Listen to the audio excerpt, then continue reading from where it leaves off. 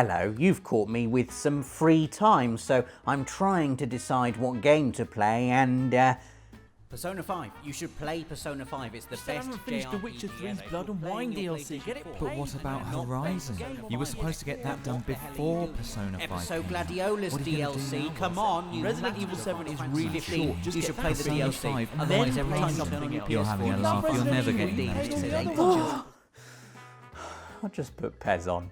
No, don't just put Pez on, screams a deflated, oppressed corner of my brain, its voice muffled by the warm blanket of familiarity offered up by the satisfaction of bullying 11 virtual men into submission with Barcelona again. But then there's another corner of my brain, the corner in charge of ordering takeaway and sleeping in on Sundays, that loves it when I play something safe and old. I call it Comfort Corner. Everyone has one, and it's the reason why we just keep on going back to the same old games time and again. So here are 7 lovely comfort games we're still playing in 2017. Yeah, even though there's loads out right now. Now, this is going to be a very personal list filled with our favourite comfort games. There's nothing definitive about it, so please do add your own in the comments. And our first entry is one of Dave's, and is a game that takes him right back to the carefree days of his youth, when being forced to play horror games in VR was just a twinkle in fate's cruel eye.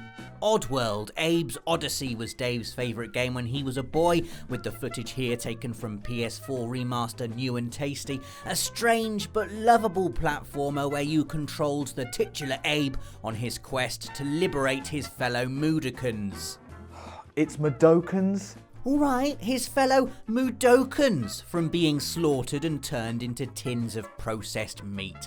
Lovely. Abes Oddysee is one of those games that sparks memories of PlayStation's early years. We associate those deep orange eyes and lovably ugly face with the spark of excitement that came with owning a brand new console. It was a game you'd show off to your friends when they came round for a PlayStation sleepover. One of those look what I own titles that inspired envy among your peers. And also a game Dave turns to whenever he's particularly upset about something, the virtual equivalent of a big tub of ice cream and a sofa.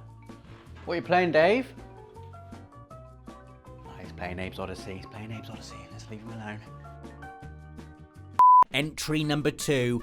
It's lunchtime, you're feeling rebellious enough to take a lunch hour, you've got a stack of PS4 games you could put on.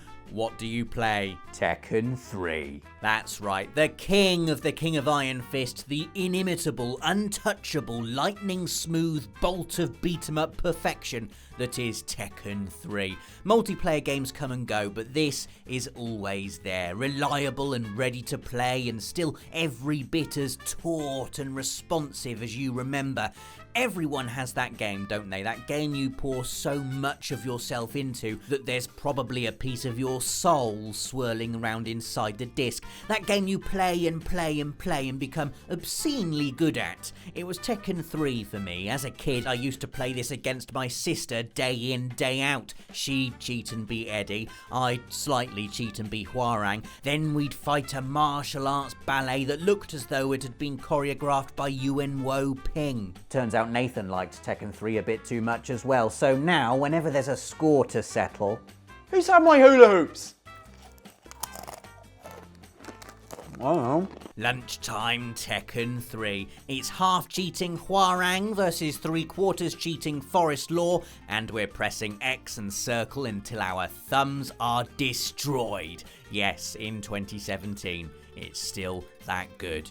Number 3 is exclusively one of Nathan's, and no, I don't know why he finds Dead Space comforting either. I mean, when you think about it, it's probably one of the least comforting games ever made. Even when you don't think about it, it's probably one of the least comforting games ever made. It's about a man with limited combat experience who finds himself alone in space, surrounded by hordes of spiny-limbed atrocities called necromorphs. But here's why Nathan still plays Dead Space today.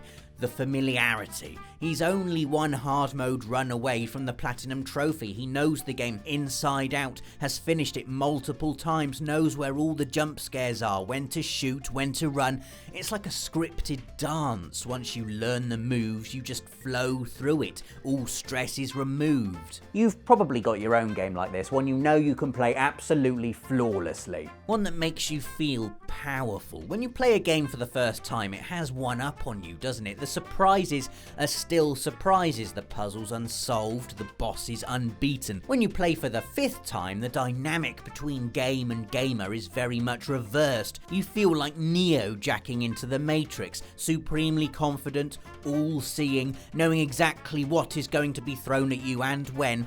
You own that game now. You are the master. At least I think that's why Nathan is still playing Dead Space. No, I just really like it. Number 4 is Crash Team Racing. For my money, still the greatest multiplayer kart racer on PlayStation, and whisper it, possibly my favourite Crash game ever. It's like these characters were made to be chucked around tight bends in go-karts, engines burning, bombs rolling, secret shortcuts revealing themselves only to those who've played each track about 50 times. Again, this was one I used to play as a kid with my sister, and no game sparked eye-gouging sibling fights quite like Crash Team Racing. It was the battle arena mode more than the races that did it. One-on-one showdowns where you'd race to grab boxes full of weapons and then blow the wumper fruit out of your opponent. It became so tactical too, especially when one of you grabbed a shield and the other had homing missiles, each trying to bluff the other into firing first. The game was balanced to perfection. There was always something you could grab that would counter what the other person had. And the racing was majestic too. My muscles still remember the exact timing required to boost your engines as you peeled around corners, thrusting you down the straights and over jumps, your controller continually vibrating with the relentlessness of your speed. And so, if I'm ever at home with enough time to play a game but not quite enough time to sit through 6 hours of Persona 5 dialogue, I'll often just unwind with some good old CTR. Sometimes you just get an urge for a thing, don't you? Like, if I've watched a game of football, I'll immediately have to play PES, if only to take revenge on the team that's beaten my beloved Crystal Palace in real life. Other times, you might get an urge for a bit of punching, in which case look no further than entry number 2, Tekken III. And sometimes, you just want to blow some demons the hell up while cool music plays in the background. Enter our 5th entry, Doom. This is the original itch scratcher, and in many ways it's still the best. There's nothing fancy about this. You don't have to think, you don't have to tinker with your loadout or worry about what to unlock next on the skill tree. You just slip your brain into that channel where it cruises instinctively from one demon to the next. Bang, bang, bang, oh yes. Where other shooters assault the senses. And don't get me wrong, I often like my senses to be utterly obliterated. Doom sort of oils them up and gives them the ultimate massage. Everything feels right in Doom. It's fast but not frantic, punchy but not excessively explosive. Get good at Doom after playing it religiously over 2 decades like Nathan has, and you'll reach that point where you can just execute the game, slice through it like hot death, blasting through enemies with the confidence of a player who knows where everything is, but still wants the satisfaction of killing it again. Killing stuff in Doom is like waiting for your favourite line in a movie you've seen 10 times. There's pleasure simply in the knowledge that it's imminent, like, oh, it's coming, there it is, oh yeah, it was good. Entry number 6 is Final Fantasy VII, a game I used to replay every year, in much the same way as every Christmas I rewatched the entire extended edition Lord of the Rings trilogy.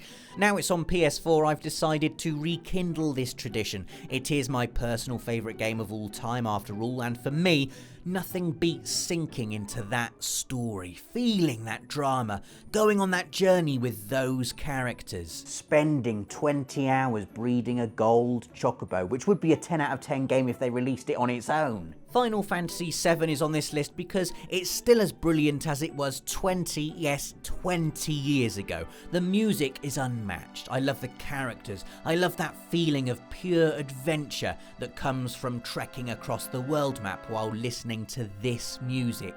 And if anything, the swooping stomachful of nostalgia elicited by pretty much every single scene of the game only makes it better.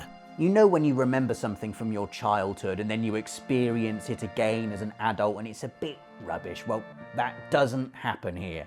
This right here is my happy place. If you see me playing Final Fantasy VII on PSN, do not disturb. You won't be able to anyway, I'll have turned off all my notifications. Our final entry this week is a game that's not particularly old when compared with some on this list. In fact, the footage you're seeing now is from a PS4 special edition that's barely 6 months old.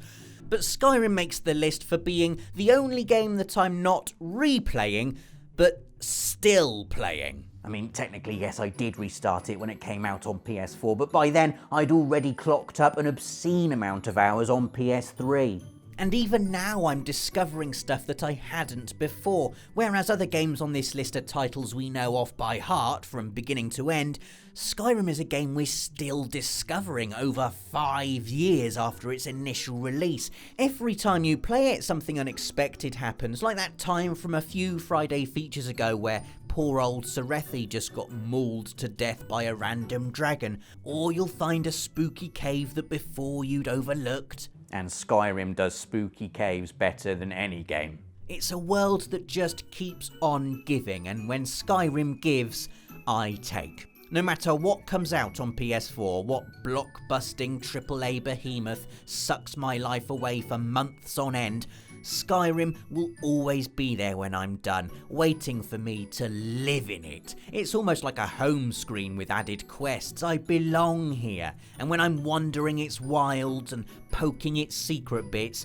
I simply never want to leave.